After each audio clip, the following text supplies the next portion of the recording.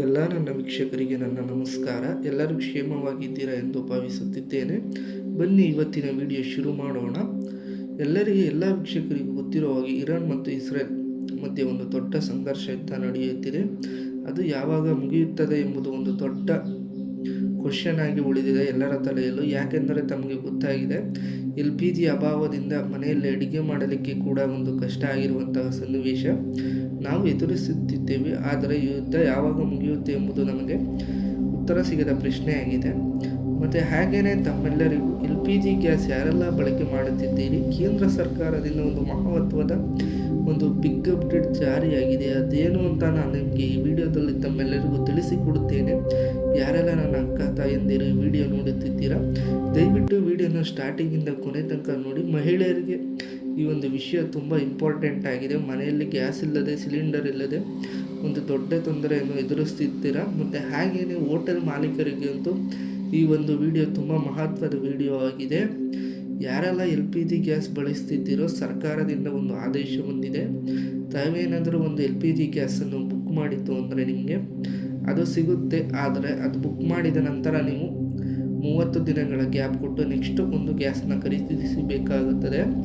ನೀವು ಇವಾಗ ಬುಕ್ ಮಾಡಿ ಒಂದು ವಾರದ ನಂತರ ಮತ್ತೆ ಗ್ಯಾಸ್ ಖಾಲಿ ಆಗ್ಬೋದೇನೋ, ಮತ್ತೆ ಸಿಗೋದಿಲ್ವೇನೋ, ಆ ಥರ ಏನಾದರೂ ನೀವು ಬುಕ್ ಮಾಡೋಕ್ಕೆ ಹೋಗ್ತು ಅಂದರೆ ಯಾವುದೇ ರೀತಿ ನಿಮಗೆ ಆ ಒಂದು ಸಿಲಿಂಡರ್ ಸಿಗುವುದಿಲ್ಲ. ಏಕೆಂದರೆ ಒಂದು ಸಿಲಿಂಡರ್ ನೀವು ತಗೊಂಡ ನಂತರ ಮಿನಿಮಮ್ ಅಂದರೂ ನೀವು 30 ಡೇಸ್ ಒಂದು ಗ್ಯಾಪನ್ನು ಕೊಟ್ಟು ನೆಕ್ಸ್ಟ್ ಸಿಲಿಂಡರ್ ಬುಕ್ ಮಾಡಬೇಕು ಅಂತ ಸರ್ಕಾರ ಒಂದು ಆದೇಶ ಹೊರಡಿಸಿದೆ. ನೆಕ್ಸ್ಟು ಯಾರೆಲ್ಲ ಸಿಲಿಂಡರ್ ಬಳಸ್ತಿದ್ರೆ ಅವರು ಸಿಲಿಂಡರ್ನ ಕಡಿಮೆ ಯೂಸ್ ಮಾಡಬೇಕು ನೀವು ಗ್ಯಾಸ್ನ ಅಂತ ಸರ್ಕಾರದಿಂದ ಆದೇಶ ಹೊರಡಿಸಿದ್ದಾರೆ. ಮತ್ತು ಹಾಗೆಯೇ ಆದಷ್ಟು ಕರೆಂಟ್ ಸ್ಟವ್ಗಳನ್ನು ಬಳಸಿ ಮತ್ತು ಒಲೆಯಲ್ಲಿ ಅಡುಗೆ ಮಾಡಿ ಅಂತ ಒಂದು ಅಪ್ಡೇಟ್ನ ಕೊಡ್ತಾ ಬರ್ತಿದ್ದಾರೆ. ನಿಮಗೆ ಗೊತ್ತಿರುವ ಹಾಗೆ ಇರಾನ್ನಿಂದ ನಮ್ಮ ದೇಶಕ್ಕೆ ಗ್ಯಾಸು ಎಕ್ಸ್ಪೋರ್ಟ್ ಆಗಿದೆ, ಆಮದು ಆಗಿದೆ. ಆದರೆ ಇನ್ನೂ ಕೂಡ ಡಿಸ್ಟ್ರಿಬ್ಯೂಷನ್ ಕರೆಕ್ಟಾಗಿ ಆಗಿಲ್ಲ. ಅಲ್ಲಿಂದ ಬಂದಿರುವಂತಹ ಗ್ಯಾಸ್ಗಳು, ಸಿಲಿಂಡರ್ಗಳು ಕರ್ನಾಟಕದ ಎಲ್ಲ ಜನತೆಗೂ ಪೂರೈಸೋಕ್ಕೆ ಸಾಧ್ಯವಾಗುತ್ತಿಲ್ಲ. ಎಲ್ಲ ಭಾರತೀಯರಿಗೂ ಇದೊಂದು ದೊಡ್ಡ ಸಂಕಷ್ಟ ಆಗಿದೆ, ಎದುರಿಸಬೇಕಾಗಿದೆ. ಆ ಒಂದು ಯುದ್ಧ ಮುಗಿಯುವ ತನಕ ಎಲ್ಲರೂ ಕಡಿಮೆ ಗ್ಯಾಸ್ ಬಳಕೆ ಮಾಡಬೇಕು ಅಂತ ಹೇಳಿದ್ದಾರೆ. ನೀವೆಲ್ಲರೂ ಟ್ರಿಪ್ಪು ಅಥವಾ ಎಲ್ಲರೂ ಹೊರಗಡೆ ಹೋಗುವ ಸಮಯದಲ್ಲಿ ಗ್ಯಾಸನ್ನು ಹೊರಗಡೆ ಹೋಗುವಂತಿಲ್ಲ. ಎಲ್ಲರೂ ತಮ್ಮ ಮನೆಯಲ್ಲೇ ಅಡುಗೆ ಮಾಡಿ ಅಲ್ಲೇ ಏನು ನೀವು ಮಾಡುತ್ತಿದ್ದೀರಾ ಗ್ಯಾಸ್ ಬಳಕೆಯಿಂದ ಅದನ್ನು ಮನೆಯಲ್ಲೇ ಮಾಡಬೇಕು. ಹೊರಗಡೆ ನಿಮಗೆ ಹೋಗೋದಕ್ಕೆ ಒಂದು ಪರ್ಮಿಷನ್ನು ಸರ್ಕಾರದವರು ಕೊಡ್ತಿಲ್ಲ. ಯಾಕಂದರೆ LPG ಅಭಾವ ಇರುವುದರಿಂದ ಎಲ್ಲರೂ ಆದಷ್ಟು ಸಪೋರ್ಟನ್ನು ಮಾಡಿ ಅಂತ ಸರ್ಕಾರದವರು ಒಂದು ಅಪ್ಡೇಟ್ನ ಕೊಡ್ತಿದ್ದಾರೆ. ಆದ್ದರಿಂದ ಗ್ಯಾಸ್ ಯಾರೆಲ್ಲ ಬಳಕೆ ಮಾಡುತ್ತಿದ್ದಾರೆ, ಹೋಟೆಲ್ ಮಾಲೀಕರಿಗಂತೂ ಇದೊಂದು ದೊಡ್ಡ ಸಂಕಷ್ಟ ಪರಿಸ್ಥಿತಿ ಅಂತ ಹೇಳ್ಬೋದು.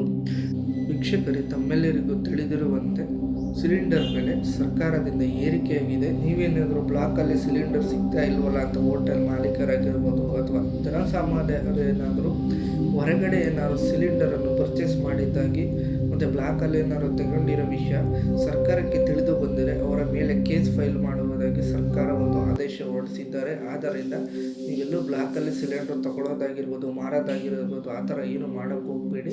ಯಾಕಂದರೆ ಎಲ್ಲರಿಗೂ ಗೊತ್ತು ಸಂಕಷ್ಟ ಎದುರಾಗಿದೆ LPG ಗ್ಯಾಸ್ ಒಂದು ಅಭಾವದಿಂದ. ಆದ್ದರಿಂದ ಆದಷ್ಟು ಸರ್ಕಾರದಿಂದ ಒದಗಿಸುವುದಕ್ಕೆ ನಿಮಗೆ ಟ್ರೈ ಮಾಡ್ತಾರೆ. ಆಮೇಲೆ ಬ್ಲಾಕಲ್ಲಿ ಕೊಳ್ಳುವುದಾಗಿರ್ಬೋದು, ಬ್ಲಾಕಲ್ಲಿ ಮಾರುವುದಾಗಿರ್ಬೋದು ಅದು ನಿಷೇಧ ಮಾಡಿದೆ. ಮತ್ತು ಎಲ್ಲ ನನ್ನ ವೀಕ್ಷಕರಿಗೆ ಈ ಒಂದು ವಿಡಿಯೋ ಇಷ್ಟ ಆಗಿದೆ ಎಂದು ಭಾವಿಸುತ್ತೇನೆ. ಮತ್ತು ಈ ವಿಡಿಯೋವನ್ನು ತಾವು ಎಲ್ಲರಿಗೂ ವಾಟ್ಸಪ್ ಗ್ರೂಪ್ಗಳಲ್ಲಿ ಶೇರ್ ಮಾಡಿ. ನಾನು ನಿಮಗೆ ಮತ್ತೆ ಈ ಥರ ಒಂದು ದೊಡ್ಡ ಅಪ್ಡೇಟೊಂದಿಗೆ ನಿಮ್ಮ ಎಲ್ಲರನ್ನು ಭೇಟಿಯಾಗುತ್ತೇನೆ. ವಿಡಿಯೋ ನೋಡಿದವರಿಗೆಲ್ಲ ನನ್ನ ಧನ್ಯವಾದಗಳು.